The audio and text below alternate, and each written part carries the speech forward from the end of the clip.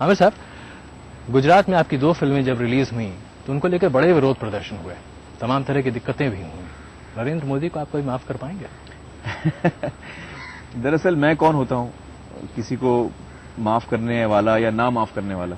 जहां तक गुजरात का सवाल है, मेरे दिल में हमेशा बहुत इज्जत और प्यार रहा है गुजरात की तरफ, हिंदुस्तान के हर प्रांत की तरफ और गुजरात के लोगों की तरफ।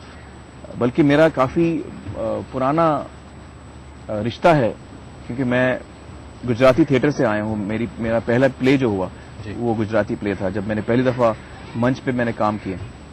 और मुझे लगता है कि उस वक्त काफी जो इशू था वो पॉलिटिसाइज किया गया। मेरे खिलाफ कई चीजें कही गई जो सच नहीं थी, ये मेरा मानना है।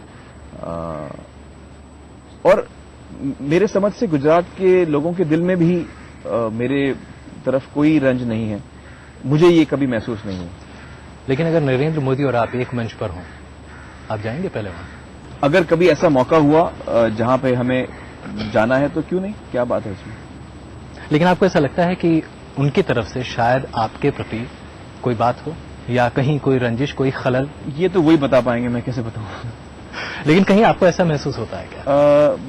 ये देखिए, जो चीजें हुई हैं शायद उससे ऐसा एहसास तो होता है, लेकिन ये वही बता पाएंगे, मैं कैसे बताऊं इसके बारे में।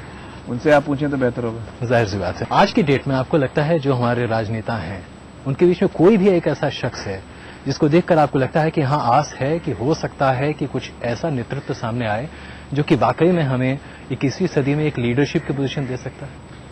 देखिए, ये कहना मुश्किल है। हम आमतौर पे जो पॉलिटिशियंस को क्रिटिसाइज करते हैं, मैं उसके भी पक्ष में नहीं हूं। नहीं, बिल्कुल। हम यहाँ मैं बताऊं, क्रिटिसिज्म की बात नहीं, मैं पूरी बात बता रहा हूं। क्योंकि क्या होता है कि आमतौर पे हम कहते हैं अरे यार वो पॉलिटिशियंस बड़े करप्ट हैं। पॉलिटिशियंस क्या कोई दूसरे मुल्क से आए हैं? बिल्कुल। वो हम में से एक ही हैं। हमारी सोसाइटी के हमारी सोसाइटी में से हम लोगों को चुन रहे हैं। तो अगर उनमें सच्चाई कम है तो हम में सच्चाई कम है। पॉलिटिशियंस जो है वो हमको रिफ्लेक्ट करते हैं, जो हम हैं, जो हमारा समाज है, उसी में से हम चुन के 100 लोगों को, 500 लोगों को हम खड़ा करते हैं। तो मेरा ये मानना है कि अगर हमें सुधार लाना है तो हमें खुद में सुधार लाना है। सबसे पहले तो ये, हम सिर्फ ये 500 पॉलिटिशियंस को सुधार लें, ऐसा नहीं होगा। हमको खुद में सुधार लाना है, इसमें तो कोई दो राय नहीं। सबसे ये मैं पहले कहूंगा।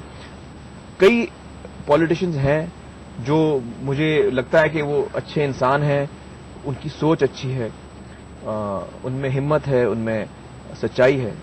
कई मुझे ऐसे लगते हैं, मैं नाम नहीं लेना चाहूंगा। वो इसलिए क्योंकि मुझे लगता है कि जिन जिन पॉलिटिकल पार्टीज के साथ वो जुड़े हुए हैं,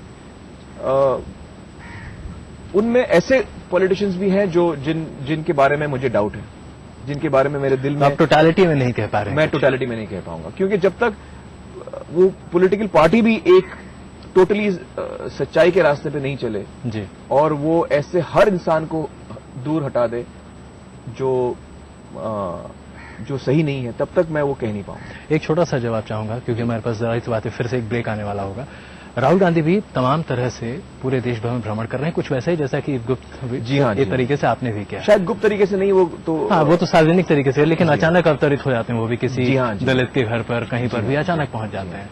ये शॉक वैल्यू क्या वाकई में काम आता है? दरअसल मैं इसको शॉक वैल्यू की नजरिए से नहीं देख रहा हूं। मुझे लगता है कि जो राहुल जी कर रहे हैं वो बहुत ही अच्छी बात है जी। एक यंग पॉलिटिशियन जो आज वो एक पॉलिटिशियन है, जो एक वो पॉलिटिक्स में आए हैं और एक यंगस्टर हैं, तो वो मेरी समझ से, मेरी नजर में वो अपने देश को समझने की कोशिश कर रहे हैं। वो देश में लोगों से मिलने की कोशिश कर रहे हैं, और जब तक वो पूरी तरह से अब इस देश को समझेंगे नहीं, तब तक वो कैसे हमारे लिए काम कर पाएंगे। बिल्कुल।